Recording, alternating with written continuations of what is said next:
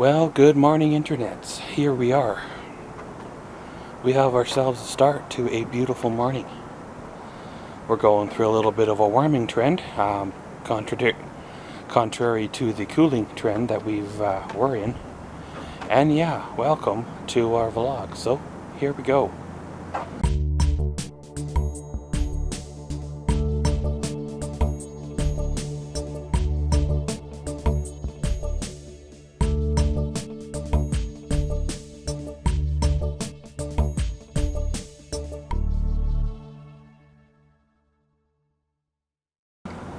Well, being it's fall and stuff, we get used to the cool weather, and then all of a sudden, well, we get like plus 20, plus 15 Celsius, and it starts to feel really, really hot. Well, today I want to do a few things. I got some ideas on the back burner. I need to put the basement back together, and a few things like that. I went to go put a shelving together that I tore apart. However, it didn't come apart very, very well, and by the time you monkey around hauling the wood upstairs to cut it shorter and pull the nails out, you might as well, go buy new wood. I know there'll be a little bit of an expense, but I guess it is what it is. The one shelf was moved from one side of the basement to the other, and it's pretty trashed. The other shelf was put together with framing nailer, so those nails don't like to be pulled out, bent over, or straightened. And when you do force them, they split the wood. And if you try to make something out of garbage, you usually end up with even worse garbage than you already have. So, the only logical thing to do, I guess, is to go down to the lumber store and buy some more lumber. However, I want to sit down with a piece of paper and decide what material that I can transfer over to use from the old shelf to the new shelves. I like to save on material cost, and because the wood box is full, that material would be going right in the trailer because I don't want it kicking around, especially with nails in it, all winter.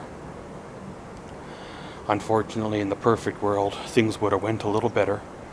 I would have had the fire pit videos filmed here by now, and we could continue on with the next leg. But in the real world, things don't quite work out exactly the way you think they should, and sometimes it's a struggle. But I'm gonna go in, make myself coffee, turn the old news on, contemplate my attack on the day, and around we roll. Here we are, little bit of a daytime check-in. Well, of course, had big plans, and still have plans for the day. However, I got a call for another interview coming up here in about another half hour or so.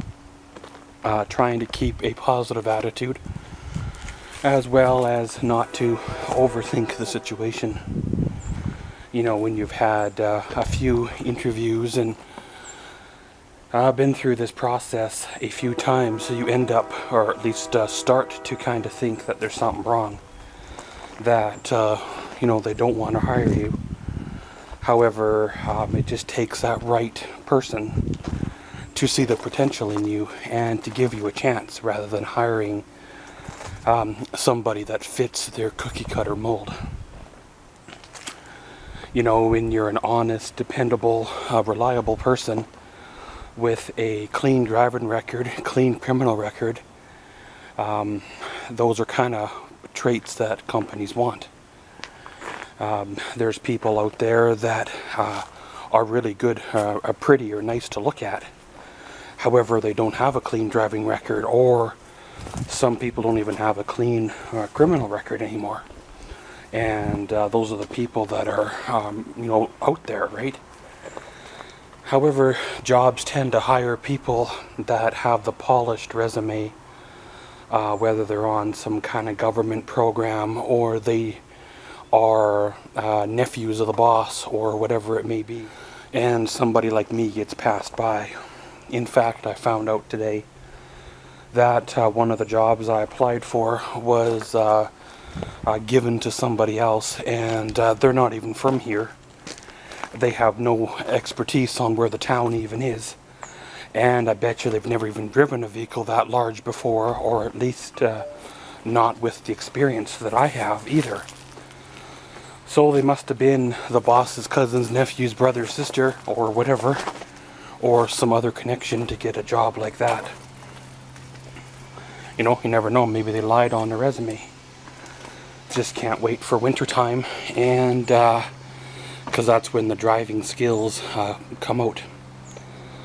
It's kind of one of them things that, what do you do, right? Do you get cheap labor? Because cheap labor is not skilled, as well as skilled labor is not cheap. You know, inexperienced labor, you can find that anywhere, right? And they fail to realize that a guy like me, with the experience that I have, I'm not set on the, you know, $45 an hour wage. My wage is quite flexible. I'll work for the same wage, or even maybe even less than the next person to have the job, the outing, the position. But some of these companies are fixated on a certain way, and well, that's what they end up with.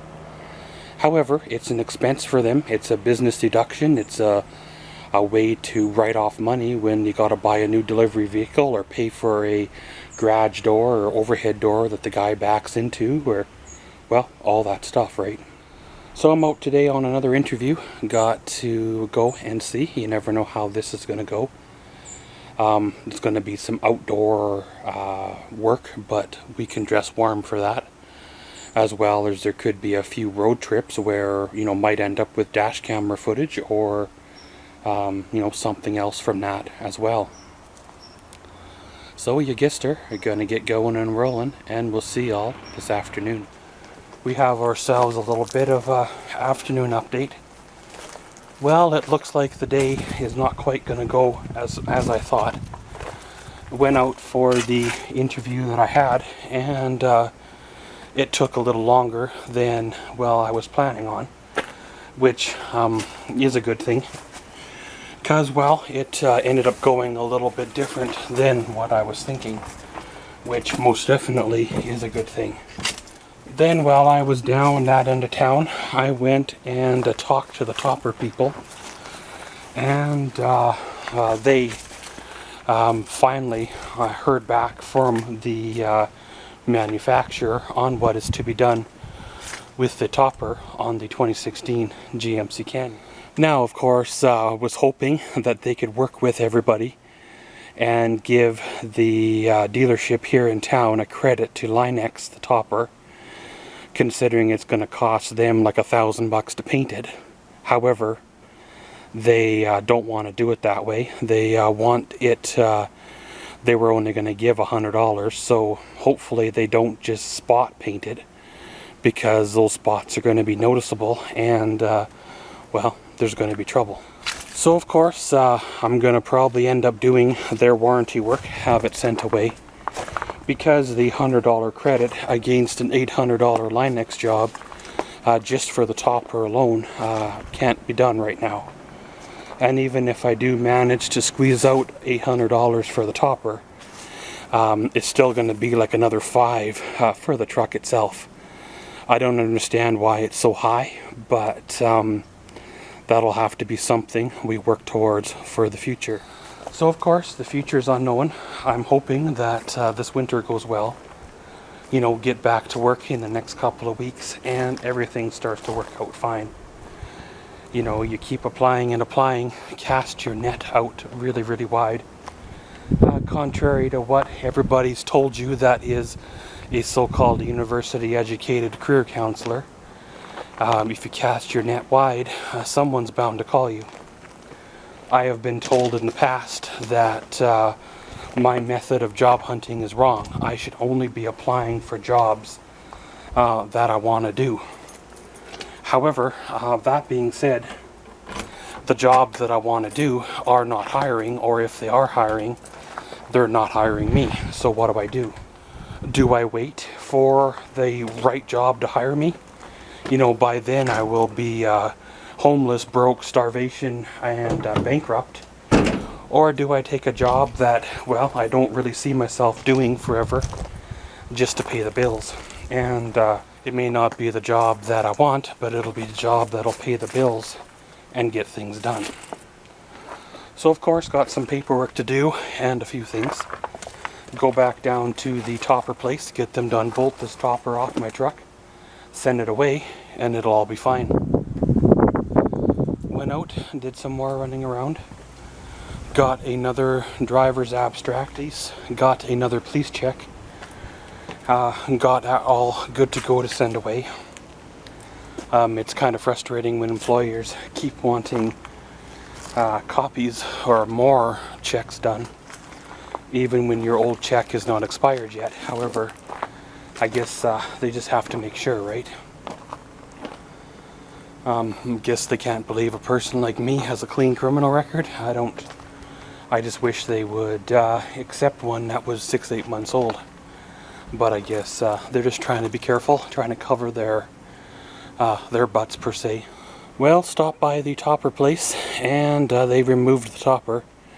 They're going to send it away for warranty work, so hopefully it well, gets there for starters. It doesn't get damaged in shipping. It did some damage, of course, to the paint on the truck. It must be nice to, well, they're responsible for this, right?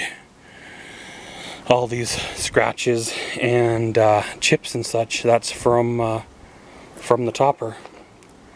If I were to take this topper off and then leave it off for a lot of years, this here would start to rust and it would affect the paint.